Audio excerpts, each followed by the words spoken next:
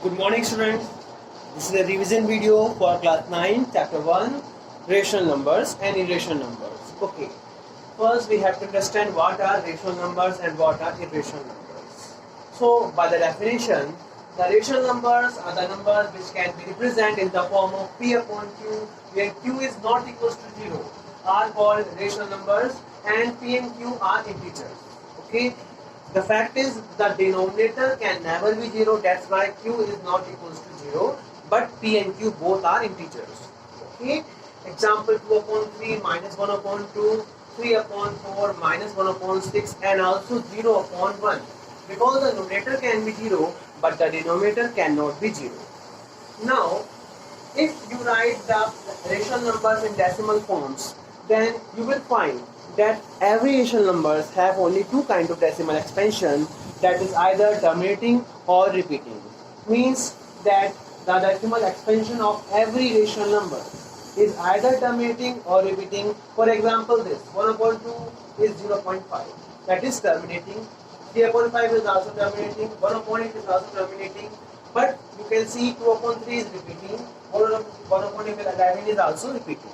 So the decimal expansion of rational numbers is either terminating or repeating. Now come to irrational numbers.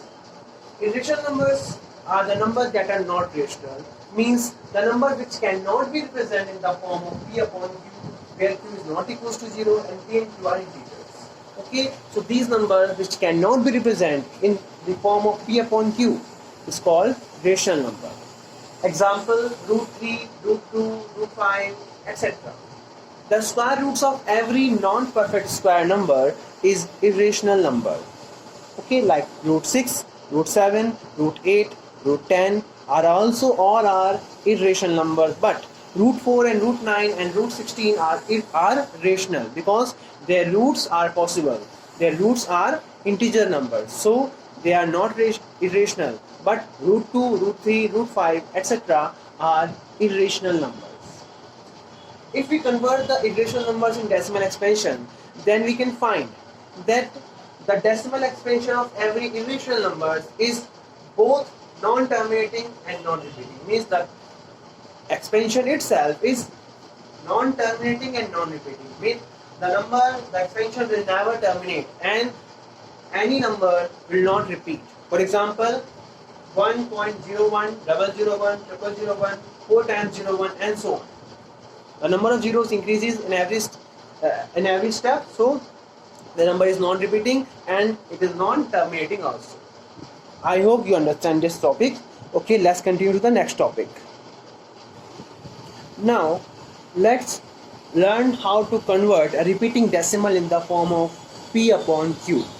As you all know that rational numbers which are in repeating form, they can be represented in the form of P upon Q because they are rational numbers. That's why we are given a rational number 0.17 bar, means 0.17 bar means 17 is repeating in the decimal expansion. So how can we convert this number in the form of P upon Q? We have to follow certain steps. Like this, first let this number x, let 0.17 bar is equals to x. And x equals to 0.17, 17, 17, 17 and 17 and so on. How many times you want to write it? Now let's see how many decimals, how many digits in the decimal expansion are repeating. There are only two digits repeating, 1 and 7. So we will multiply by 100. If there are only one digit repeating, then we will multiply it by 10. If there are 3 digits repeating, then we multiply it by 1000. If there are 4 digits repeating, we will multiply it by 10,000. Okay, but here is only 2 digits are repeating, so we will multiply it by 100. So multiply it by 100, you will get 100x equals to 17.17, 17, 17 and so on. Okay, subtract x from 100x. So you will get 100x minus x equals to 99x. And 17.17, 17, 17 minus 0.17, 17, 17 and so on, you will get only 17.00, that means 70. So 99x equals to 17, so x is equal to 17 upon 99. Hence, the value of 0.17 bar is equal to 17 upon 99. That's how you can convert every repeating decimal in the form of p upon q. This is a very important thing in algebra, to convert the repeating decimals in the form of p upon q. Okay, I hope you understand that. Now we will learn how to rationalize the denominator of a rational number, of any number. Listen, there is a fraction. If the denominator is an irrational number, then we must convert the fraction such that the denominator become rational, because there is a rule that the denominator can never be irrational. So here you can see it is a number 1 upon 2 plus root 3. Root 3 is irrational, so 2 plus root 3 is also irrational. Hence, 2 plus root 3 is complete irrational numbers, so the denominator is irrational, which cannot be accepted. So we have to convert the denominator into a rational numbers. Okay, so what we should do to convert the number into a rational number? We will multiply the conjugate in the numerator and denominator of the denominator. Okay, like here the denominator is 2 plus root 3, so the conjugates are 2 minus root 3. So we will multiply 2 minus root 3 in the numerator and the denominator. So we will get 1 multiply 2 minus root 3 is equals to 2 minus root 3. But when we do it in the denominator, then there is 2 plus root 3 multiply 2 minus root 3. That becomes the formula of a square plus b minus b square. What is the formula? The formula is a plus b multiply a minus b is equals to a square minus b square. So in this case, it becomes 2 square minus root 3 square. That is 4 minus 3. So it becomes 2 minus root 3 upon 4 minus 3 means 2 minus root 3 upon 1. Similarly, we have other examples like 2 upon 3 plus root 2. Here the denominator is also irrational, so we have to convert it. What we should do? We will multiply it by 3 minus root 3 upon 3 minus root 3. So it becomes 2 into 3 minus root 3 upon 3 square minus root 3 square. So it becomes 6 minus root 2 upon 7. I hope you understand, and let's look in the other example. It's a very simple example, you can read it and you can understand it by yourself. Okay, you can pause the video to take the screenshot or to read what is written in the board. I hope you will understand that. Now come to the next topic. So come to the next topic, that is exponents and power. You learned this topic in the previous class also. Here the numbers which have some powers are called exponents, like a raised to the power n. Here a is called the base and n is called the power. Similarly here a raised to the power m, a is the base, m is the power. Okay, now if there are two exponents which have same base but different powers and they are written in the multiplication, then their power must be added. For example, a raised to the power n multiply a raised to the power m. Here the base is same but power is different. If the power is also same, then will also, if the base is same and the number are written in the multiplication, then the power must be added. Okay, the power may be any number, but if the base is same and there is multiplication between the exponents, then the power must be added. For example, 3 raised to the power 2 multiply 3 raised to the power 5. The base is 3, but the power is 2 and 5. So the value is 3 raised to the power 2 plus 5 means 3 raised to the power 7. Mean the power is added. Okay, despite the power may be any number, the power may be same. For example, you can write 2 raised to the power 3 multiply 2 raised to the power 3. So the power is 2 raised to the power 3 plus 3 means 2 raised to the power 6. The power may be any number, but if there is multiplication, the power must be added. Okay, if the power is negative, then also they are added. For example, 5 raised to the power 7 multiply 5 raised to the power minus 3. So the power is added. Means 5 raised to the power 7 plus minus 3. Means 5, 7 minus 3 means 5 raised to the power 4. Okay. Now, if the numbers are written in division and the base is same but power may be any, then the power must be subtracted from the power of the first number. Okay, written. The power may be greater or less, but the power of the second number that is in the denominator, that divides the first number, is subtracted from the power of the first number that is about to divide it. For example, there is a power of 2 raised to the power 7 divided by 2 raised to the power 10. The power 7 minus 10. The power becomes 7 minus 10 means the number is 3 raised to the power minus 3. Okay. Now if there is a power on the exponent, then what will happen? The power of the exponent and the power of exponents will be multiplied. For example, if there is a power 3 raised to the power 8 whole power 2. So what will happen? The base remains same. The base will be 3, but the power must be multiplied. Okay. Now, if two numbers have same power but they are different, so we can write multiplication of both the numbers have the same power. For example, 7 raised to the power 4 into 8 raised to the power 4 is equal to 7 multiplied 8 whole power 4 means 56 whole power 4. Okay. Now, if the power is negative, then we can change the sign of the power and the base become its reciprocal. For example, 2 upon 9 raised to the power minus 7 is equals to 9 upon 2 raised to the power 7. I hope you understand that. Okay. Now, come to the next chapter, that chapter number 2, that is polynomial. What is a polynomial? First, we have to learn that. A mathematical expression that have different powers of a single variable, and each power of the variable is a whole number. Power must be a whole number, means the power cannot be negative, the power cannot be fractions. For example, the 3x square plus 5x plus 2. We can write 3x square plus 5x plus 2. So here the power is 2 and 1, and here the power is 0. So these are all the whole numbers. Okay. The power must never be negative, must never be a fraction, means the variable must never be in denominator and must never be in the roots, square root, cube root, or any kind of root. Okay. These are some kind of polynomials. Okay. The power may be any number, but the whole number.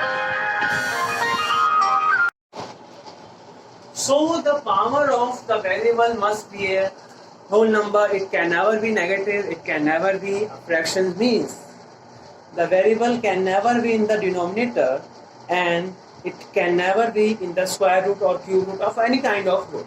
Okay. It must be, the power must be a whole number.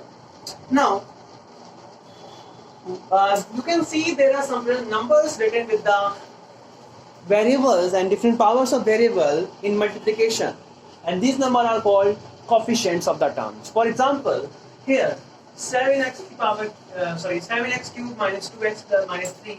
Here the 7 is the coefficient of x cubed, minus 2 is the coefficient of x, and minus 3 is constant term because it have any non-zero power of variable. Okay, there is power 0, so it is a constant term.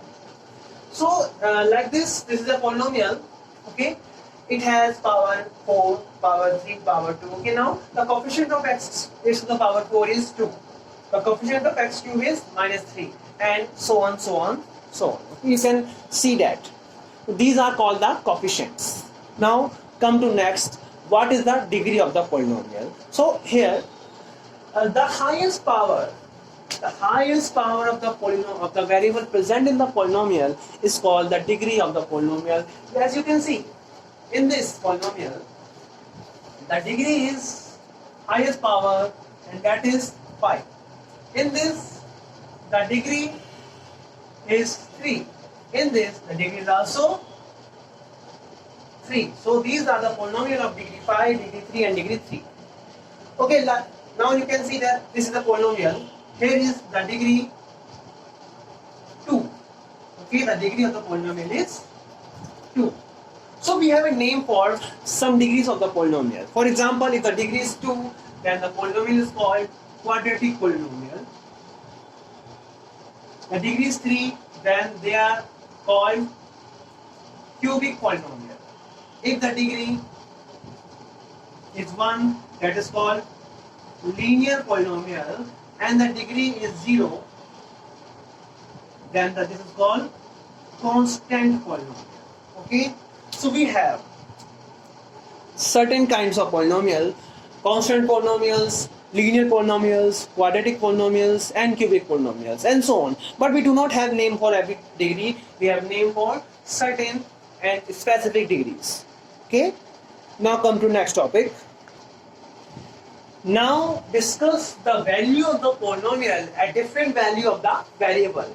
For example, if there is a polynomial px, this is 7x raised to the power 4 minus 3x square plus 2x minus 3. So, at x equals to 0, the value of the polynomial px becomes p0, that is p into 0 to the power 4 minus 3 into 0 square plus 2 into 0 minus 3. Means you will place 0 in every place where x is written. Means you will displace the value of x to the 0. Okay, so the value becomes 0 minus 0 plus 0 minus 3, that is minus 3. And at x equals to 1, you will place 1 in the place of x at every place in the polynomial. That is 1, 7 into 1 is to the power 4 minus 3 into 1 square plus 2 into 1 minus 3. That is 7 minus 3 plus 2 minus 3. That is 7 minus 6. That is 9 minus 6. Sorry, that is 9 minus 6, and it is 3. So the value of P1 is 3, the value of P0 is minus 3.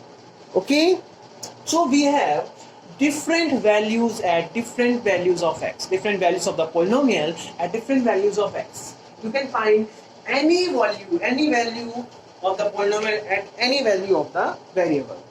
Okay, I hope you will understand that. Okay, now we will find the zeros of the polynomial. We will study about the zeros of the polynomial.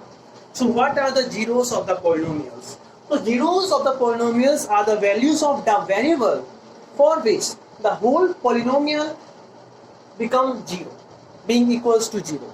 How? There is a polynomial px, let's say the polynomial is px, and you will put the value of x equals to a in the polynomial px, then it becomes pa and it becomes 0. So x equals to a is the 0 of this polynomial. Okay, for example, this is a polynomial 2x square minus 3x plus 1. Here we will put x equals to 1, then p1 equals to 2 into 1 square minus 3 into 1 plus 1 is 2 minus 3 plus 1, that is 3 minus 3, it is 0. So x equals to 1 is a 0 of this polynomial. Okay, now if we have to find a 0 of the polynomial, then you have to put the complete polynomial equals to 0, and you will find the value of that variable, value of x, and that value of x is the 0 of the polynomial. Okay, there is one important thing, that number of zeros of a polynomial is equals to degree of the polynomial. Okay, means if polynomial have how many zeros, it depends on its degree. If the degree is 1, like this, there is only 1 0. If the degree is 2, like this, it has 2 zeros. If the degree is 3, that is 3 zeros. If the degree is 4, it has 4 zeros. The number of zeros is equal to the degree of that polynomial. I hope you understand that. Okay, now come to the next topic. Now let's come to the remainder theorem. So what is remainder theorem? Look, it says that if px is a polynomial of degree greater than or equals to 1 and is divided by x minus a, then the remainder is pa. Means you will put the value of x equals to a in the polynomial. For example, there is a polynomial 3x raised to the power 4 minus 4x cubed minus 3x minus 1, and it is divided by x minus 1. Then first we divide it manually, then you can find by the division the remainder becomes minus 5. And if we find the remainder by the remainder theorem, then it must be equals to p1. then you will put the value of x equals to 1 in the polynomial, then it becomes minus 5. So you can see, you can find the remainder by dividing by the long division method and also by the remainder theorem, and this is the remainder theorem. Okay, so remainder theorem is used to find the remainders of the polynomial. You will simply put the values which are the zeros of the polynomial in by which the polynomial is divided. Okay, for example, if we divide this polynomial by x minus 1, then you will find the zero of x minus 1, that is 1, and you will put the value of that the 0 in this polynomial. Means you will put x equals to 1 in this polynomial, and the remainder becomes what you get. Now listen one thing. There is another theorem in your book, that is the factor theorem. That is another form of remainder theorem. What does factor theorem says? Factor theorem says that if x minus a is the factor of the polynomial, then PA equals to 0. Okay, now look in this case. If x minus a is the factor, that means the remainder must be 0.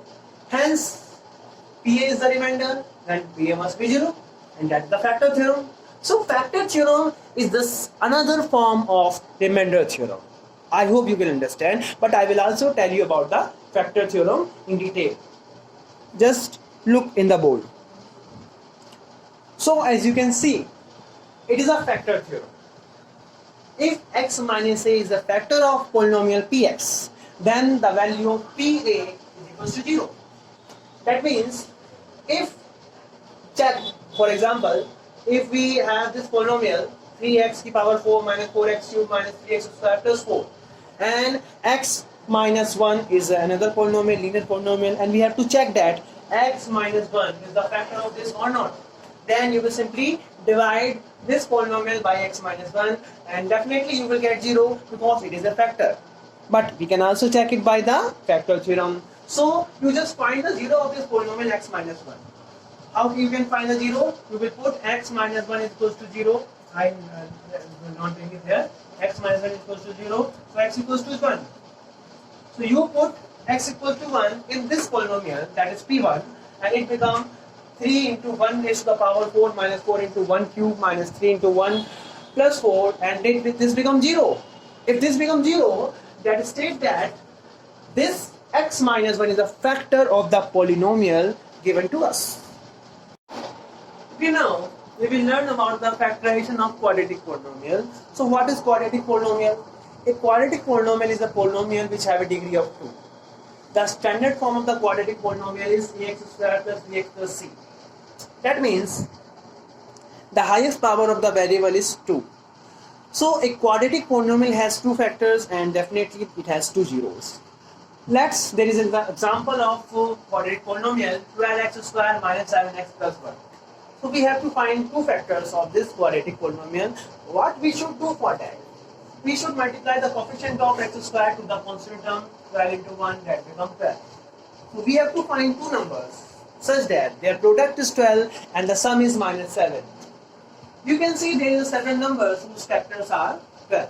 For example, 2 into 6, 12, but the sum is not minus 7. 3 into 4 is equals to 12. The sum is 7, but we need minus 7. So what we should do? We will take minus 3 and minus 4. The product is plus 12, but the sum is minus 7. So you will split this product up. You will split the minus 7x as minus 3x and minus 4x. So minus 12x square, you will write it as minus 3x, minus 4x and plus 1. So take 3x common from the first 2 terms. It becomes 4x minus 1, and take minus 1 common from these 2 terms, you will take 4x minus 1, and 4x minus 1 from these 2 terms you will get 3x minus 1. So 4x minus 1 and 3x minus 1 are the 2 factors of this polynomial. I hope you will understand the factorization of the quadratic polynomial. Okay. Now we will discuss several formulas that are very useful in this chapter, in this exercise, the next exercise.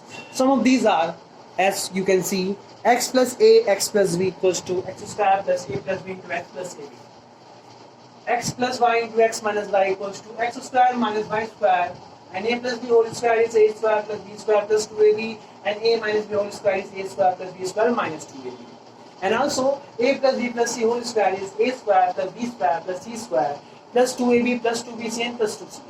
Now listen, let's take some example of this equation of this formula as 2x plus 3y whole square. So here the formula applies a plus b whole square. The value of a is 2x and the value of b is 3y in this formula. So we will write a square plus b square plus 2ab means 2x square plus 3y square plus 2 multiply 2x multiply 3y means 4x square plus 9y square plus 12xy. Similarly, you can get this the value of this by this formula a plus b plus c whole square, that is a square plus b square plus c square plus 2ab plus 2bc plus 2ca. As a square means 2 root 2x whole square, 3y whole square minus 3z whole square plus 2 into 2 root 2x into 3y plus 2 into 3y into minus 3z plus 2 into minus 3z into 2 root 2x. So it becomes 8x square 9y square plus 9z square and 12 root 2 xy, okay, and minus 18 yz and minus 12 root 2 zx. Okay, you can get the expansion of this equation, this form, as by using this form. You can write, you can find other expression by using other formulas like this first formula. For this first formula we can write, I have to erase this, okay.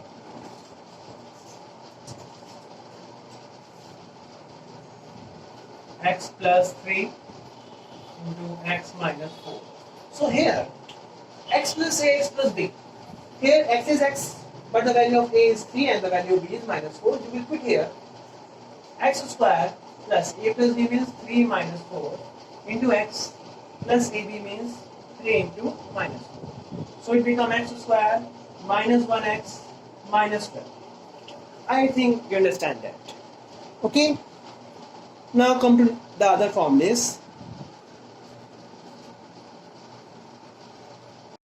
Look at the next formulas. The formulas are a plus b whole cube equals to a cube plus b cube plus 3ab into a plus b.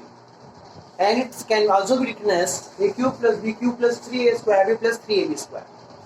And similarly, there is a formula for a minus b whole cube, that is a cube minus b cube minus 3ab into a minus b, or a cube minus b cube minus 3a square b plus 3ab square.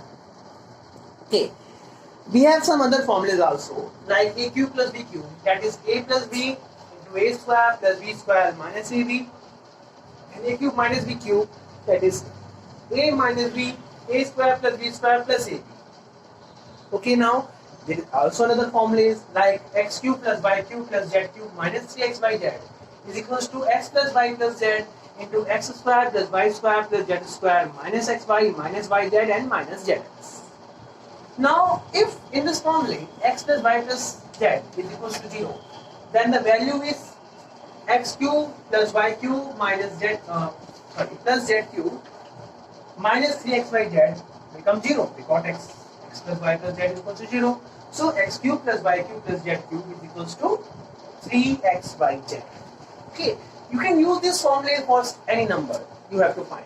For example, if minus 2 cube minus 2 plus minus 1 plus 3 is equals to 0. You can see it is minus 3 plus 3 and it becomes 0. Then minus 2 cube plus 1 cube minus 1 cube plus 3 cube, it becomes 3 multiply minus 2 multiply minus 1 multiply 3. That is 3 is 9, and 9 into 2 18, 18 into 1 18. So it become 18. Okay. Similarly, you can use these formulas. You just put any number in this formula and you will find the value of that number. You have to find the product. You can find anything by using these formulas. So these are the some identities for chapter 2. These are all the formulas for chapter 2. You have to practice all the questions. You have to do some mathematics. You have to do work to understand these formulas. Okay. Now come to the next chapter. That is chapter 3, coordinate geometry. Okay, now come to the next chapter, chapter 3, that is coordinate geometry. For understanding this, we have to understand what are the Cartesian planes. So look, this is you can see there are two axes, there are two lines which are perpendicular to each other. One is the horizontal line, another is the vertical line. The horizontal line is called x-axis and the vertical line is called y-axis. They are actually perpendicular to each other. Okay. The point where they meet, this point is called the origin. Okay, here the value on the each axis is 0. On the right hand side, x-axis has a positive values, and on the left hand side, x-axis has a negative value. So this axis is also called negative x-axis. But the whole line, this whole right and left line, this complete line is called x-axis. And similarly, is a vertical line is called y-axis. The upper values are positive and lower values are negative. So this is called positive y-axis, this is called negative y-axis. Okay. Okay, now this whole plane is called Cartesian plane. This is all called Cartesian plane.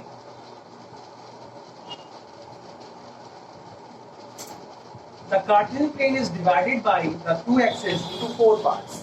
These 4 parts are called quadrants. This is called first quadrant.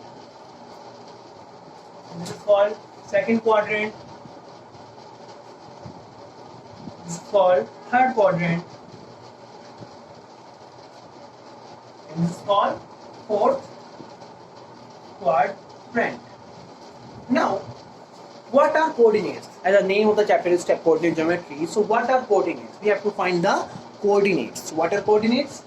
If you put any point here, there is a point, that call this point P. So if this point have an address of itself, means you can locate this point by just telling its address, and the address is called coordinates.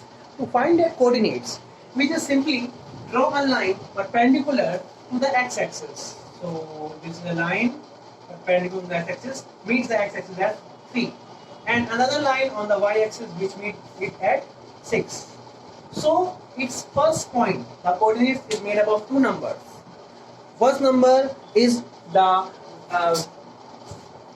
point where the number where the perpendicular from this point meets the x-axis, that is 3, and the another number is the number where on the y-axis where the perpendicular from the point meets on the y-axis, that is 6. So the coordinates of these points are 3, 6. You can simply say the point 3, 6 and you will find where is the point. Now let's see, there is another point. This is the point. So you will first draw a perpendicular on the x-axis. This is the perpendicular on the x-axis, it meets on the -6, and another perpendicular on the y-axis, that is 5. Its coordinates are -6, 5. Let's say this point is Q. Then you can find another point, that this is the point. First perpendicular on the x-axis, it is -3, and on the another on y-axis, that is -2. So -3, -2 is the other point. Let's say R. And there is another point. This first perpendicular on the x-axis, another on the y-axis. On the x-axis it meets at 6, and y-axis it meets at -1, so it becomes S. So we have the coordinates of P, Q, R, S. Let's say there is another point on the axis. This is the point. Call it M. So on the x-axis, its x coordinate, the first coordinate is 5, definitely because it is on the x-axis. But on the y-axis, the second number, which is perpendicular from on the y-axis, that is 0. So on the y-axis, the second number, the second coordinate is always 0. Okay, and simply if the point is on y-axis, then the x coordinate, yani the first number is always 0, but the second number is not 0, that is 4. Okay, origin is the only point of which both the coordinates are 0, means the coordinates of origin are 0, 0. Okay, if there is point on this, like suppose say it x, so it coordinate, not x, let's say it c, its coordinate become 0, minus 5, because it is on the y-axis, the x coordinate is 0 and y coordinate is minus 5. And let's say this point is d, so its coordinates are minus 7, 0, because it is on the x-axis, so y coordinate is 0, so the point will become minus 7, 0. Okay, so you can see the points which are on the first quadrant are in the form of positive and positive, means both the coordinate numbers are positive. And the second coordinates, the x coordinate, the first number is always negative and second is positive. The points on the third quadrant, here both the numbers are negative. So if both the both the coordinate numbers are negative, both the coordinates are negative, then it is in the third quadrant. And the fourth quadrant, x coordinate is positive and y coordinate is negative. So it is the form of plus minus. Understand? Now the first number, let's see, this is the coordinate of p, 3, 6. So here the first number, the x coordinate is 3 and the y coordinate is 6. Then the x coordinate is called abscissa and the y coordinate is called coordinate. So look, always the x coordinate, the first number of the coordinate is called abscissa and the second number of the coordinate is called ordinate. So the abscissa for p is 3 and the ordinate of p is 6. Simply, if you can say as for the s, the abscissa of s is 6 and the ordinate of s is minus 1. And for r, the abscissa is minus 3 and the ordinate is minus 2. For m, the abscissa is 5 and the ordinate is 0. And for n, the abscissa is 0 and the ordinate is 5. Remember, every point on the x-axis have their ordinate equals to 0 and every point on the y-axis have their abscissa equals to 0. Okay, I hope you understand that. So this is the whole chapter 3. There is nothing to teach in extra of this in chapter 3. This is the whole summary of chapter 3. Chapter 3 is very simple and very small chapter. It's a very simple, just look in the question and you will find the answers. Okay, so I will leave the whole chapter after this on you, that you will practice it and understand it. If you have any query, you can just ask me in the classroom and in messages, WhatsApp message. Okay, you know the number. Okay, and also you have a query time for calling, then you can call. Now next, come to the next chapter. Okay, now let's come to chapter number 4, that is linear equation in two variables. So what is linear equation in two variables? First we have to learn what is linear equation. So a linear equation is an equation which have a highest degree of 1. Means the power or highest power of the variable is 1. But if we say linear equation in two variables, that means the equation have two variables. Let's say the variables are x and y and their degrees, both x and y degree. The power of x and y, the maximum power of x and y is 1. Means the power cannot exceed more than 1. It means x square, x cube, and no one is possible except 1. Except the degree power is 1. Okay, the standard form of a linear equation in two variables is ax plus by plus c equals to 0 if the variables are x and y. Okay, a and b both cannot be together 0. Means one of them may be 0, but the other, when both of them cannot be 0, means a square plus b square is not equals to 0. Understand? Now, as the name is linear equation, means each equation represents a line in the Cartesian plane because it has two variables. So it represents a line in the Cartesian plane. Okay, and the Cartesian plane, there is a line in the Cartesian plane. The number of solutions, is the points on the number of points on the Cartesian plane on the line. Means that every point on the line is the solution of that linear equation in two variables. And you know that there are infinite number of points on a line. So there are infinite number of solutions of a linear equation in two variables in the Cartesian plane. Okay, so we can find any solution. We have infinite number of solutions, so we can find any solution of a linear equation, as many as we want. So let's find some of the examples. Let's see the board, please. Now let's take an example of linear equation in two variables, that is 2x plus 3y equals to 7. So it is an equation. When you have to find the solutions, just separate single variable like x and y, and you will find the value of that variable in the form of another variable. For example, the value of y according to this equation is 7 minus 2x upon 3. So first you will find the value of a single variable in the form of another variable like this. Then you will put the value of that another variable, any value you want. For example, I put x equals to 1, then I get y equals to 5 upon 3. The solution becomes x and y, that means 1 comma 5 upon 3. And when I put it the value of x equals to 2, then I will find y equals to 1, the solution becomes 2 upon 1. If I put x equals to minus 3, then y equals to 13 upon 3, and the solution is minus 3 comma 13 upon 3. Okay, so these are three solutions. You can find as many as solution you want. And if you want to draw the line of this equation, the graph of this equation, you just simply plot this graph on the Cartesian plane and join this graph, and you will find the line, and this line is the graph of that linear equation that you are given. You can also take many situational problems as you are given in your book and convert these problems into a linear equation in two variables and find solution like this, and put the solution as the points on the Cartesian plane and join the points. Then you will find the line, that is the graph of that situation. Understand? I hope you can understand that all the concept of this linear equation in two variables.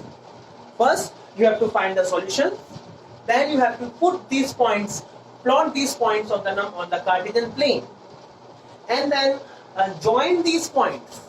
If you join these points, you get a line, and that line is the graph of your equation. If you are given to draw the graph of the linear equation, you will do same as I told you.